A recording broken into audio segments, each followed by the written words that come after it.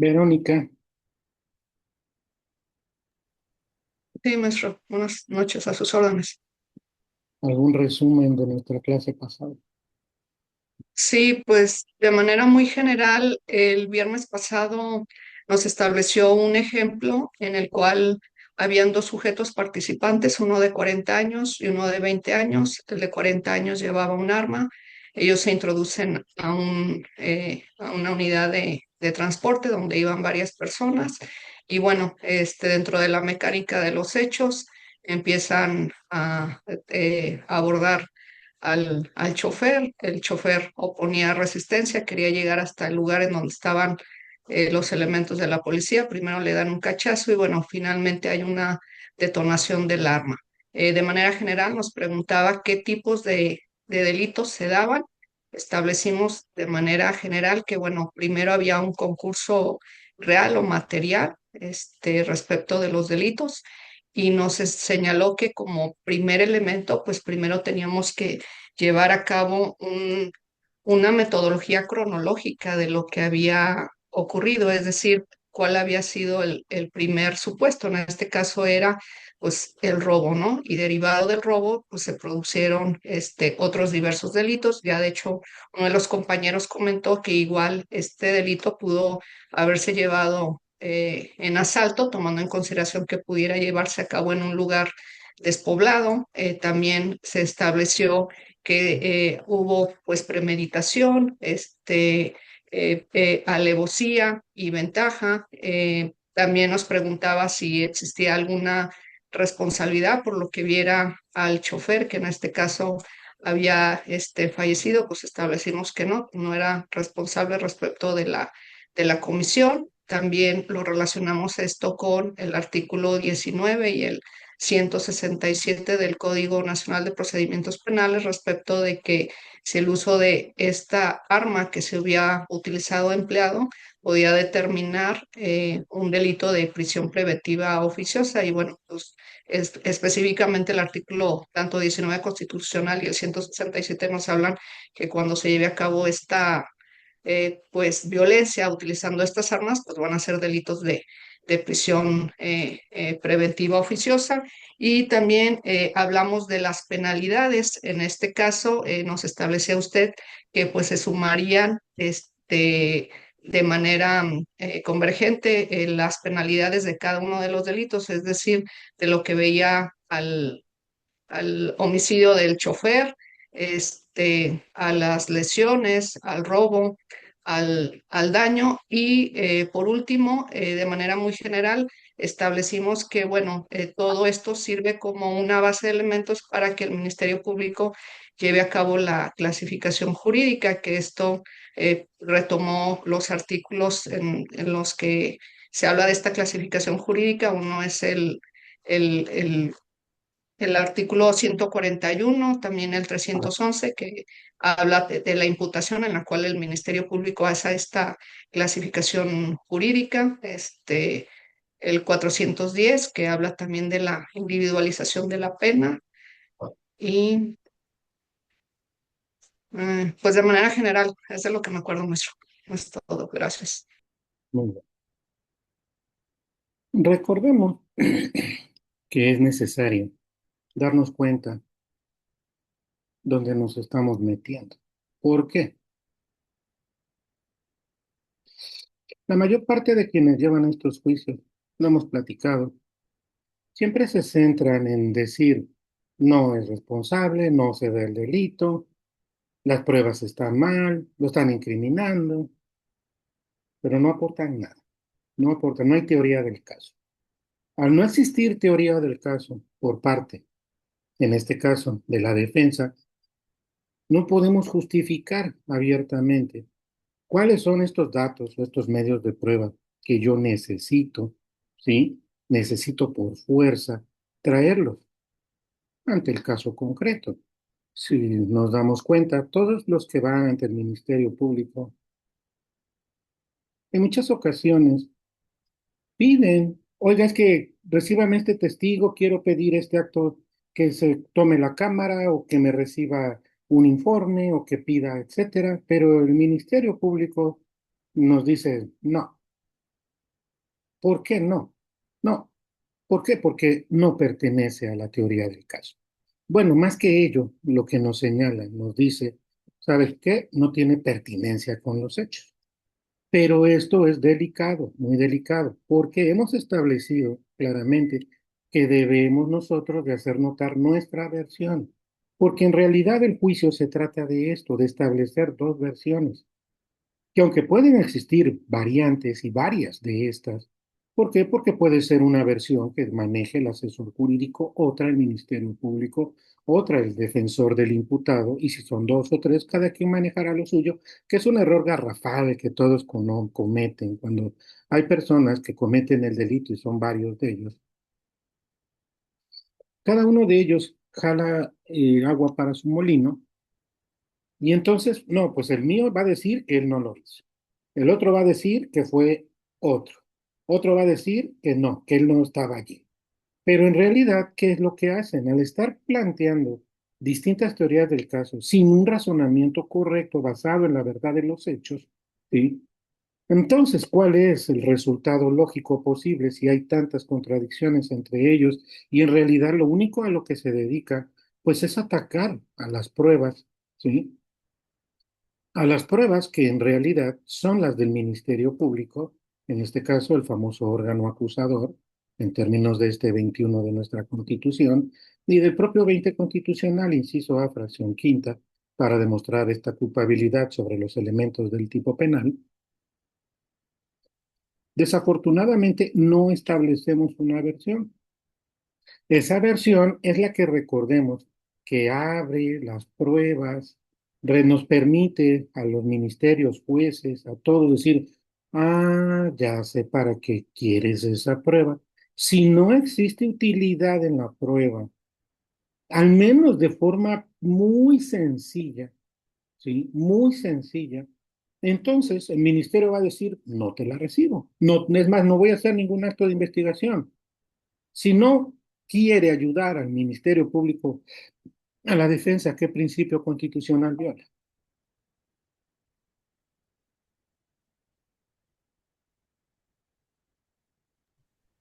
En términos del 66, maestro, Abraham, el principio de contradicción, ¿vieron el principio de contradicción? no es que sea ajeno, No. pero hay Ah, otro. perdón. No, no, no. Maestro, número 66, Falso. principio de inclusión probatoria. ¿En dónde está el principio de inclusión probatoria? Mm, Está en el 20, en el 20B, pero aquí la fracción sexta, maestro, no recuerdo exactamente. Es correcto, por ahí nos dice Juan Manuel Marín Garibay la cuarta. Vamos a precisarla, por favor. Vamos a poner en pantalla precisamente este 20, inciso B, ¿sí? En su fracción cuarta, para ver si es que es correcto.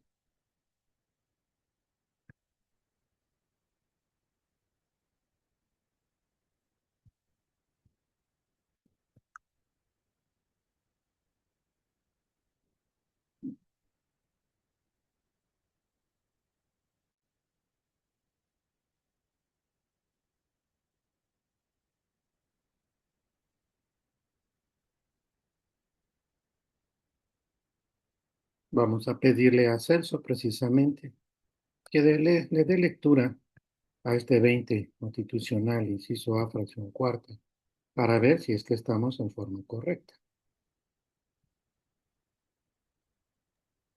Sí, en términos del 66, maestro, Constitución, 20 fracción B, perdón, 20 apartado B, fracción cuarta.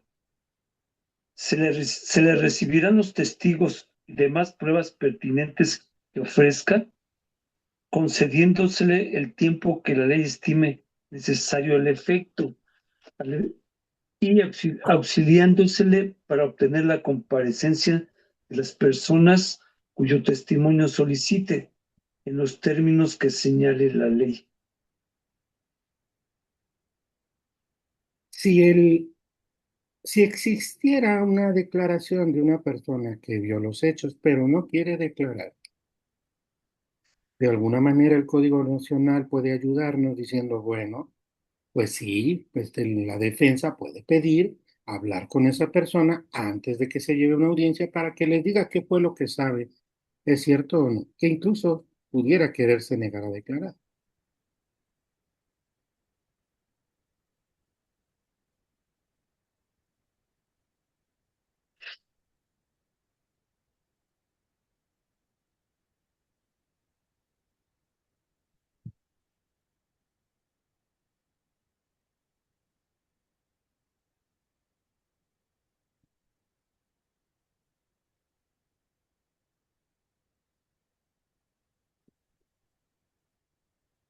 Si ustedes recordaran un poquito al menos lo que señala el artículo 126 de nuestro Código Nacional de Procedimientos Penales, ¿sería el adecuado o no?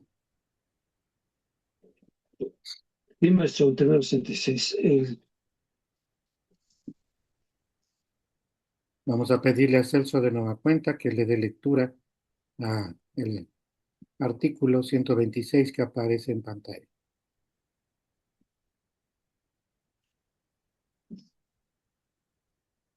Celso, Sí, maestro. está en pantalla también, Celso. Ok. Artículo 126. Entrevista con otras personas. Si antes de una audiencia, con motivo de su preparación, el defensor tuviera necesidad de entrevistar a una persona o interviniente del procedimiento que se niega a recibirlo, podrá solicitar el auxilio judicial, explicándole las razones por las que se hace necesaria la entrevista. El órgano jurisdiccional, en caso de considerar fundada la solicitud, expedirá la orden para que dicha persona sea entrevistada por el defensor en el lugar y tiempo que aquella establezca o el propio órgano jurisdiccional determine. Esta autorización no se concederá en aquellos casos en que, a solicitud del Ministerio Público, el órgano jurisdiccional estime que la víctima o los testigos deben estar sujetos a protocolos especiales de protección. Y nos damos cuenta. El hecho de que no pudieran, tanto ministerios públicos como tribunales, permitir que ejerza su derecho a la defensa. ¿Para qué? Para obtener todos estos datos o medios de prueba. Esto afectaría seriamente el juicio y podríamos interponer el juicio de amparo o no. Si nosotros checamos nuevamente nuestra Constitución, en este artículo 20, en su inciso B, en su fracción cuarta, se le recibirán los testigos y demás pruebas pertinentes que ofrezca, concediéndosele el tiempo que la ley estime necesario para el efecto y auxiliándosele para obtener la comparecencia de las personas cuyo testimonio solicite en términos de ley. Si nosotros nos damos cuenta, al menos, también en nuestra ley de amparo, pero esta vez, ¿en qué fracción? En términos del 66, profesor, Adelante. la ley de amparo, si no me recuerdo, es el artículo 173, inciso B, fracción décima. También le iba a comentar si con este actuar del Ministerio Público si estaría violando el principio de imparcialidad.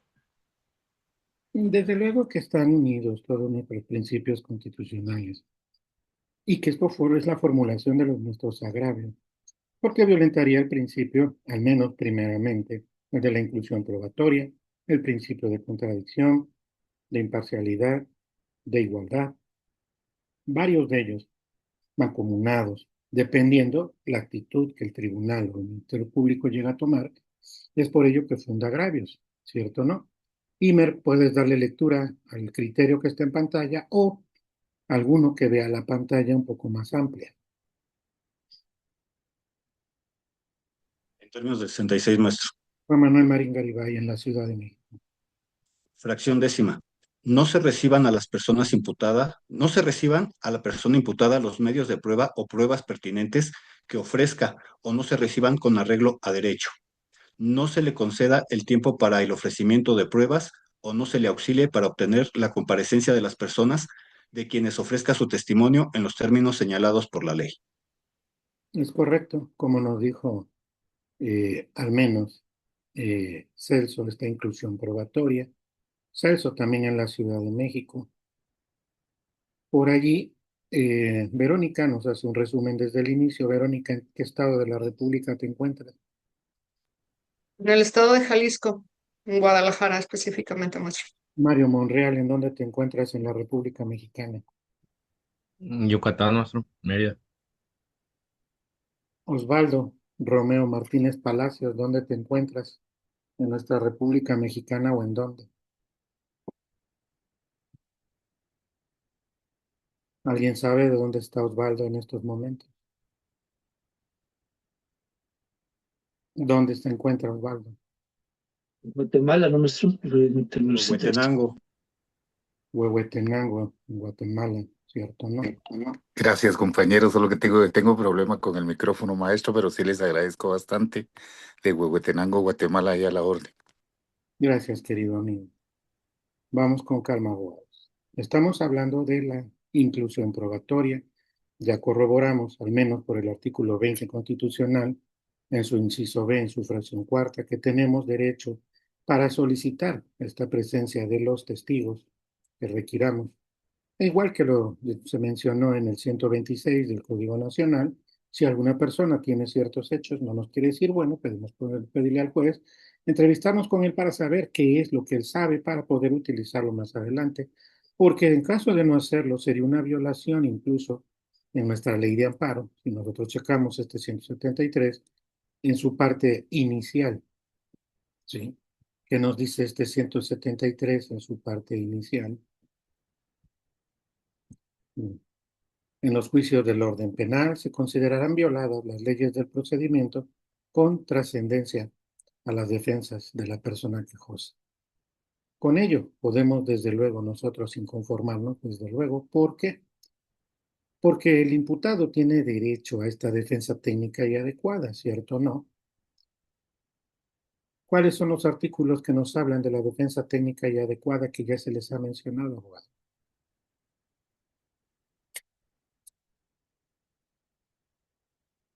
Este video lo voy a subir a YouTube. Entonces, ustedes saben si brillan o no brillan.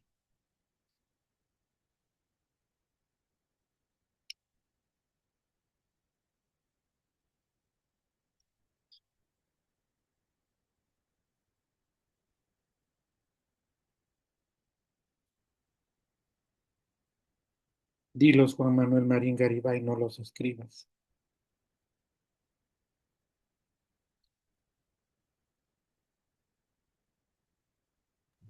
Términos de 66, maestro. Juan Manuel Marín Garibay. Para el agraviado es el 20, apartado C, en su fracción primera. Y para la víctima es el 20, apartado B, fracción octava. Junto con el artículo 17, el 113, en sus fracciones cuarta y novena, el 121 y el 128 en su fracción tercera. Así como el de la ley de amparo, que es el 173 en su apartado B, en sus fracciones 13 y 14. Vamos con calma, abogados. Hubo un pequeño error de dicción, mi querido Juan Manuel Marín Garibay. Es correcto para el agraviado, ¿sí? El 20, inciso C de nuestra Constitución, pero no para la víctima. Los que mencionó después son para el imputado. Todos los artículos que señaló del imputado, ¿sí? ¿Por qué? Porque tan solo el artículo 121 de nuestro Código Nacional, ¿qué dice?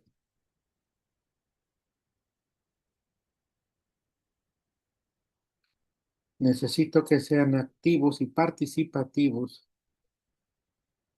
Manuel. Sí, gracias, maestro. Buenas tardes, noches. En términos de 66, el artículo 121 del Código Nacional habla de la garantía de la defensa técnica. Sí, dice que siempre que el órgano jurisdiccional advierta que existe una manifiesta y sistemática incapacidad técnica del defensor, prevendrá al imputado para que designe a otro. Si se trata de un defensor privado, el imputado contará con 3 días para designar un nuevo defensor. Si prevenido el imputado no se designa a otro, un defensor público será asignado para colaborar en su defensa. Si se trata de un defensor público con independencia de la responsabilidad en que incurre, se dará vista al superior jerárquico para los efectos de sustitución. En ambos casos, se otorgará un término que no excederá de 10 días para que se desarrolle una defensa adecuada a partir del acto que se suscitó el cambio. Es todo, maestro. ¿Dónde te encuentras, Manuel? Saltillo, Coahuila. Perfecto. Si ustedes checan este 121, hace hincapié que el juez no puede permitir, ¿sí?, que se dé evidentemente una manifestación en el cual el imputado no cuente con una defensa técnica y adecuada. No se puede permitir, porque desde luego en términos del 480 y 482 en su fracción tercera, sin pasar por alto el 97 del Código Nacional, ¿qué pasaría? Lea cada uno de ustedes uno de esos artículos. Y quiero que lean los que no han leído y participen. En términos del 66, profesor. Participaste tú y quiero que participen los demás. Ok, gracias. Gracias. Artículo 66, maestro. Artículo 66, maestro. Luis Ramírez, ¿dónde te encuentras? En el Estado de México, maestro. Luis Ramírez, en el Estado de México, adelante. Efectos de la apelación por violaciones graves al debido proceso. Artículo 480. Cuando el recurso de apelación se interponga por violaciones graves al delito, al debido proceso, su finalidad deberá examinar que la sentencia se haya emitido sobre la base de un proceso sin violaciones a derechos de las partes y determinar si corresponde, cuando resulte estrictamente necesario, ordenar la posición de actos procesales en los que se haya violado derechos humanos fundamentales. Reposición, ¿cierto o no? Fabián, ¿dónde te encuentras? Puedes darle lectura al 482, fracción tercera. Sí, maestro, claro que sí. Estamos aquí en Jalapa, Veracruz, maestro. Artículo 482, causas de reposición, fracción tercera.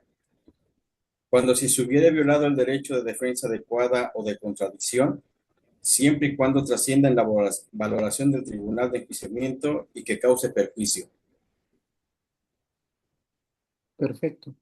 Vamos a pedirle a Ramiro López, en Nuevo León, que nos diga lo que nos señala el 97 del Código Nacional. Ramiro López.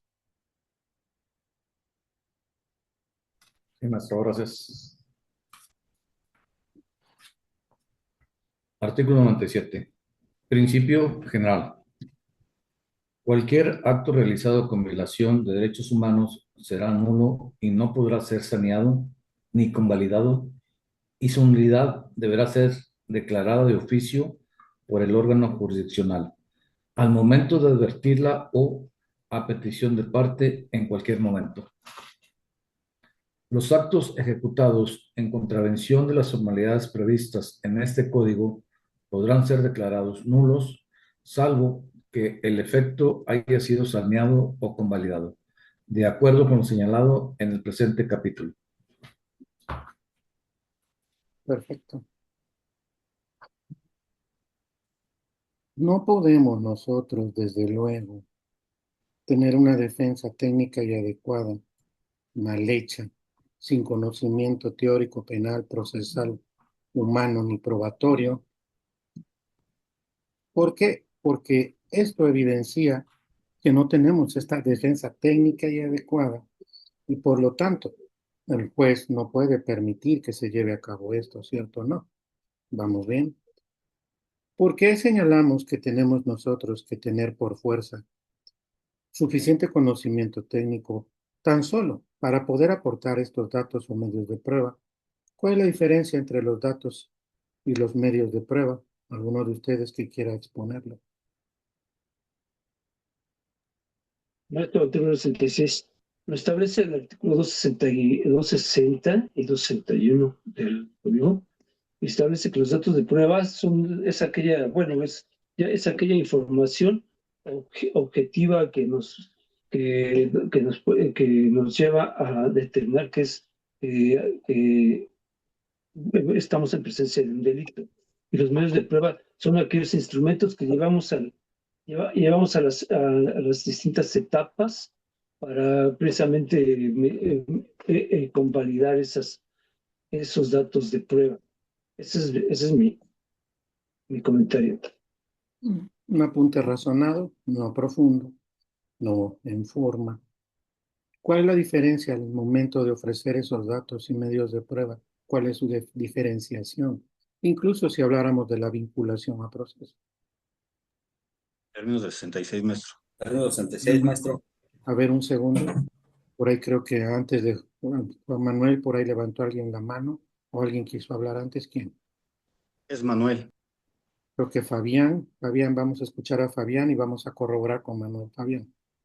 Gracias, maestro. En términos 66, pues los datos de prueba son aquellos que se presentan o se enuncian y los medios de prueba se tienen que demostrar a través de terceros. Maravilloso apunte. Manuel, ¿es correcto o no? Sí, maestro, sí es correcto. Yo diría, yo le unaría, ahí no sé cómo decirlo. Yo aportaría un poquito más en cuestión de los medios de prueba. Son igual también que son aquellos que se desahogan dentro de la audiencia. Muy bien. Recordemos que hay un artículo importante que nos habla sobre el momento de la vinculación a proceso y que nos explica en un párrafo primero y segundo datos o medios de prueba. ¿De qué artículo estamos hablando? En términos del 66, profesor, Adelante, Imer. el artículo que usted comenta es el 314. En este caso, el primer párrafo es para datos de prueba y el segundo párrafo es para medios de prueba.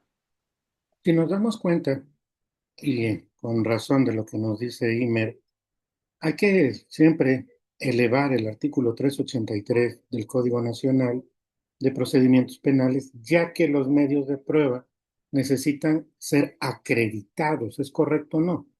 Alguno de ustedes que lea Mario Monreal en Yucatán, ¿qué nos dice el 383, por favor? En términos del 66, la incorporación del prueba. Los documentos, objetos y otros elementos de convicción previa a su incorporación a juicio deberán ser exhibidos al imputado, a los testigos o a los intérpretes y a los peritos, para que los reconozcan o informen sobre ellos. Solo se podrán incorporar a juicio como prueba material o documental aquella que haya sido previamente acreditada.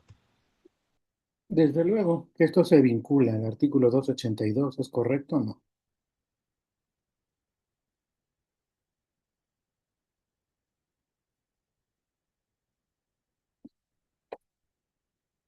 ¿282 o 272? ¿Cuál es el correcto?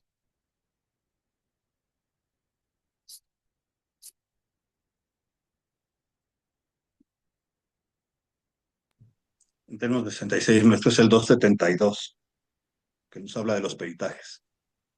Un segundito.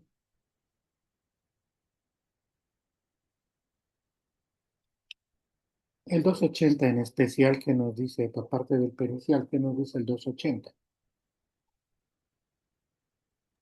términos del 66. Juan En Manuel, términos del 66, maestro. un segundo, vamos a dar Artículo. oportunidad a José Ángel Ramírez Valerio. ¿Dónde está José Ángel Ramírez Valerio? En el Estado de México, maestro. ¿Qué nos dice el 280, José Ángel Ramírez Valerio? Artículo 280. Reconocimiento de objeto. Antes del reconocimiento de un objeto, quien realiza la diligencia deberá proceder a su descripción. Acto seguido se presentará el objeto o el registro del mismo para llevar a cabo el reconocimiento. Abraham, en Guerrero, ¿es correcto o no es correcto?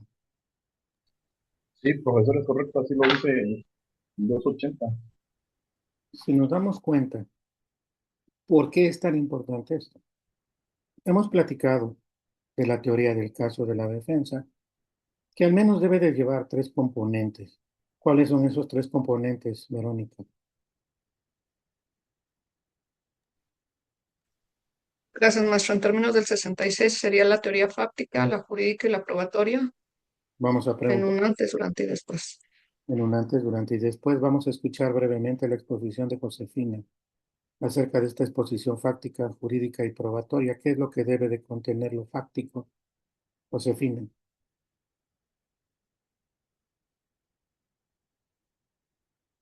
Parece ser que Josefina tiene problemas de conexión. ¿Alguien que quiera decirnos qué es lo que debe de contener la teoría fáctica? En Celso, términos Términos del 66, maestro.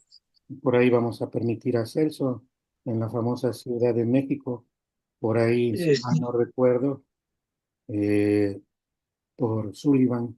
Celso, Bueno, precisamente hay una tesis que es la 160-185, prácticamente si no se esboza claramente en qué consiste, precisamente en explicar y narrar los hechos de manera cronológica, o sí que claros y concisos, y aquellas pruebas, ya sea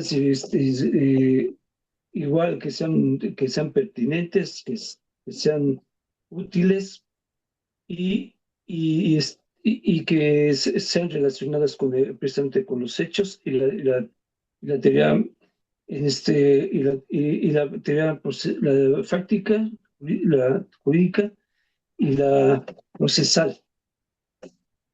pero de criterio dijiste, Celso. El, el 160, 185. Correcto. Porque tenemos que llevar a cabo una presentación, ¿sí? Una argumentación y una demostración, ¿cierto o no? Si nos dice así,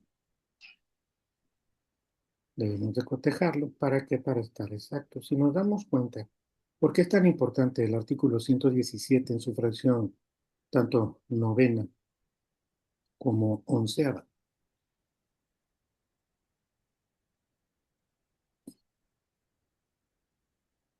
Julián, ¿estás ahí?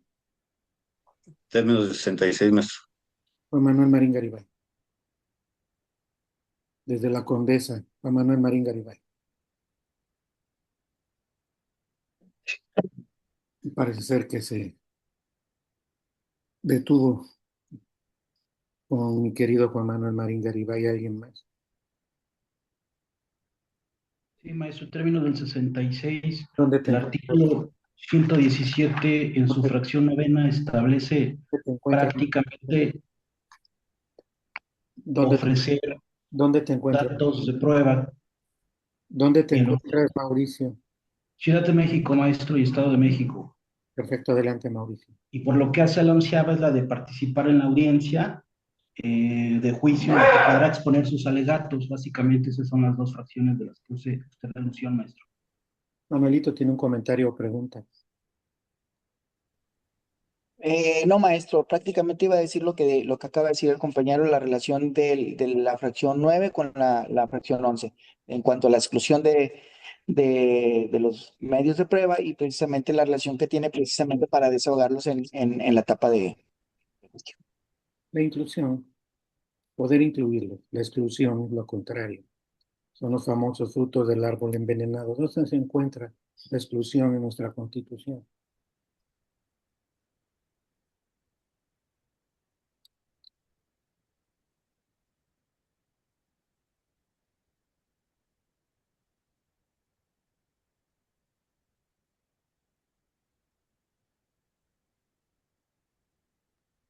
Algunos que se nos quedan viendo no lo van a encontrar de mi cara. Es la fracción, es el artículo 20, En términos del 20 fracción 66, A, profesor, Mario Monreal, 20 apartado A, fracción 9 si no estoy mal. vamos a corroborar con Imer. Imer, ¿es correcto o no? es correcto, profesor. Y si no mal estoy yo, hay un criterio que es el 257-16 que versa sobre ello. Correcto. Tenemos nosotros, por fuerza, que hacer una teoría del caso. Esta teoría fáctica, jurídica, probatoria, Recordando que dentro de lo fáctico ya debemos incluir lo jurídico y lo probatorio, ¿cierto o no? ¿Alguno de ustedes quiere mencionar un ejemplo sencillo que manejen cualquier excluyente, cualquier cosa del 327 o 405?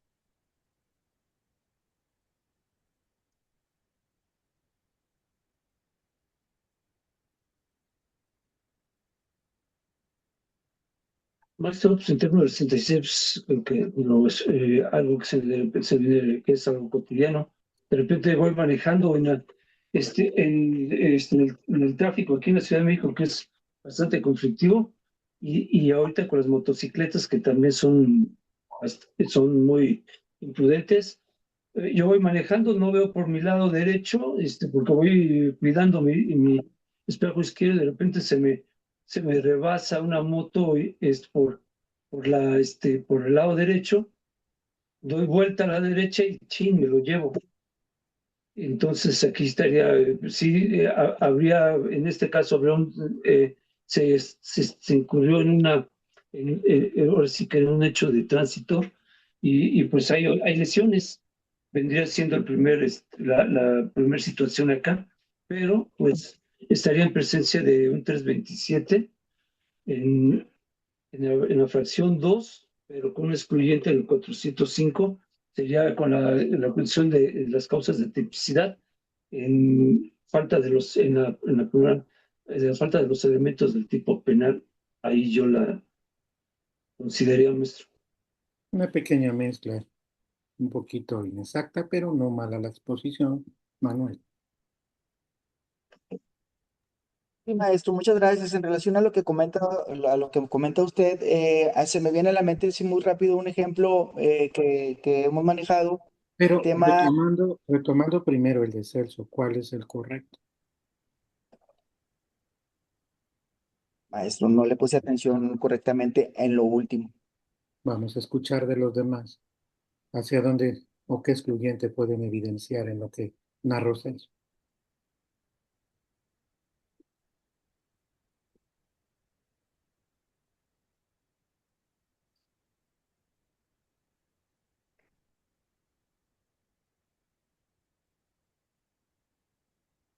¿Lo puedo repetir de manera rápida? Y lo dijo bien, 327, en su fracción cuarta, 405, falta de alguno de los elementos del tipo penal en causas de atipicidad.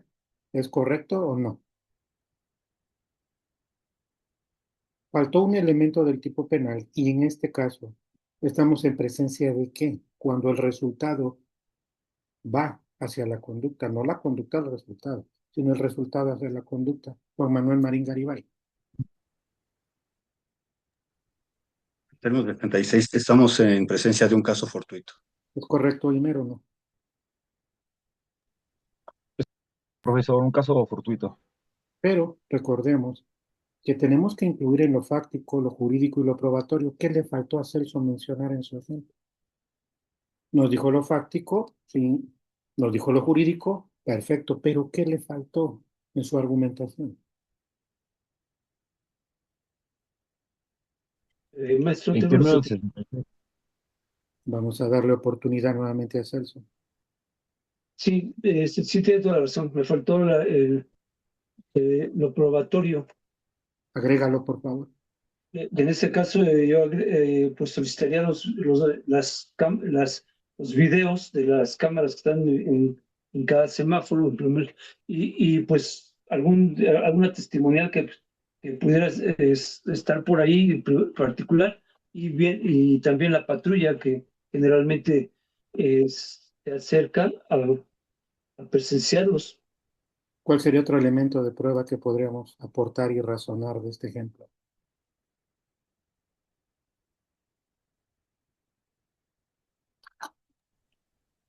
También una pericial, nuestro número 66, La- en hechos de tránsito. ¿Es correcto o no? ¿Por qué? Porque al menos los artículos 136, 272, 368, y en este caso también el propio artículo 282 de nuestro Código Nacional, ¿sí? ¿Qué nos dice el 136? ¿Alguien quiere leerlo? En términos 66, maestro. Adelante. Artículo 136, consultores técnicos.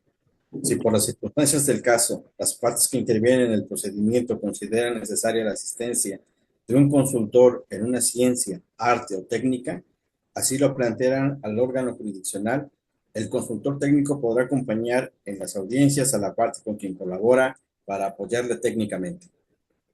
El 272, mencioné 282, no, 272. ¿Qué nos dice el 272? Importantísimo. Ramiro López en Nuevo León.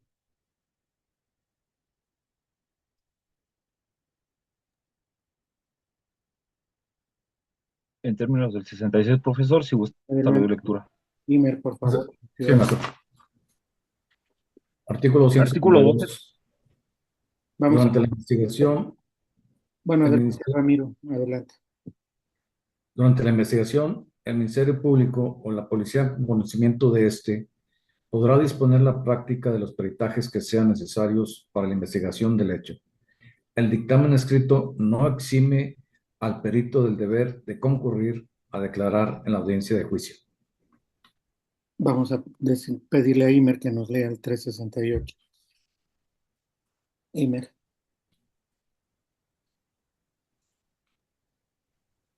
En Con términos gusto, del artículo profesor. 66, maestro. Con gusto. Si Vamos a me permitir. permite leer el 368. Adelante, Imer.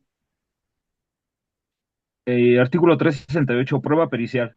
Podrá ofrecerse la prueba pericial cuando, para el examen de personas, hechos, objetos o circunstancias relevantes para el proceso, fuere necesario o conveniente poseer conocimientos especiales en alguna ciencia, arte, técnica u oficio. Hasta aquí, profesor. Luis Ramírez, que nos haga el favor de poder darle lectura al 20 constitucional, inciso A, fracción segunda.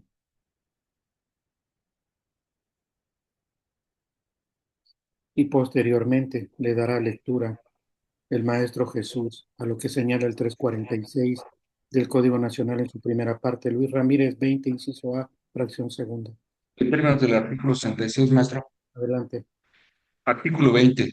El proceso penal será acusatorio y oral. Se regirá por los principios de publicidad, contradicción, concentración, continuidad e inmediación. Fracción segunda.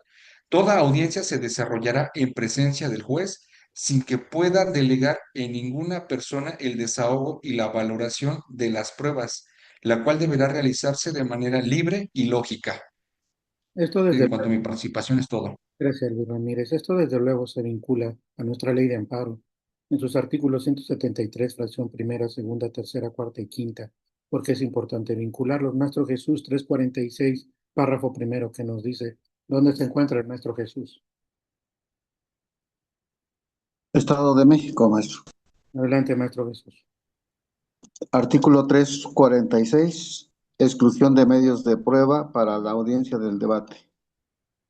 Una vez examinados los medios de prueba ofrecidos y de haber escuchado a las partes, el juez de control ordenará fundadamente que se excluyan de ser rendidos en la audiencia de juicio aquellos medios de prueba que no se refieran directa o indirectamente al objeto de la investigación y sean útiles para el esclarecimiento de los hechos, así como aquellos en los que se actualice alguno de los siguientes supuestos. Hasta ahí nada más.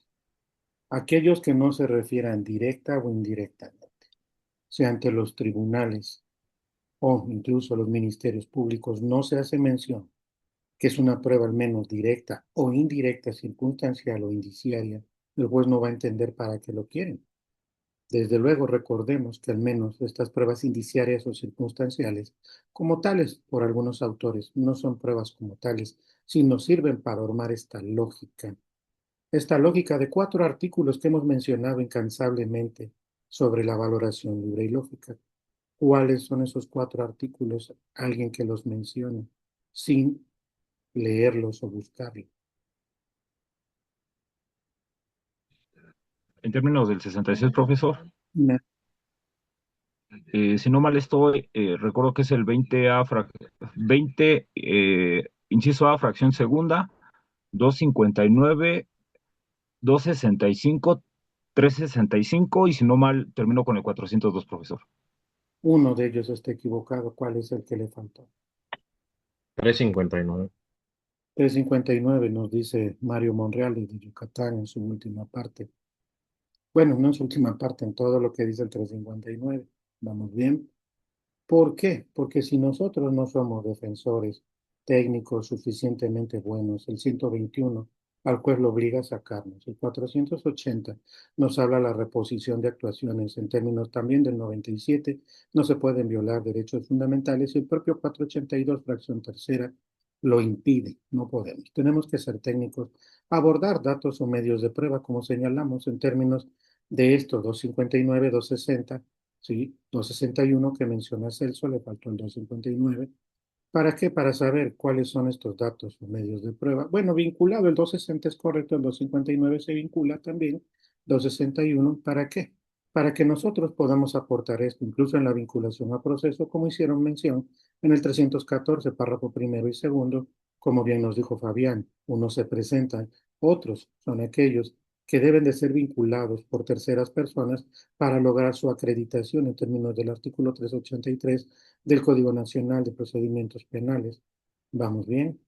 Sin olvidar que todo esto también se correlaciona con nuestra ley de amparo, nuestra Constitución, nuestros códigos penales, el Código Nacional, y todo aquello que demuestre que técnicamente podemos ser suficientes para estar en una audiencia, pero sin olvidar nuestra teoría fáctica jurídica probatoria en términos de este criterio que mencionó Celso, 160, 185, vinculado desde luego al 117, fracción novena y onceava, que forma parte de nuestra obligación como defensores. ¿Vale? Los felicito. Nos vemos el día de mañana. Pasen bonita noche. Descansen de favor. Hasta mañana, profe. Gracias, maestro. No, es más. Buenas noches. Hasta mañana, maestro.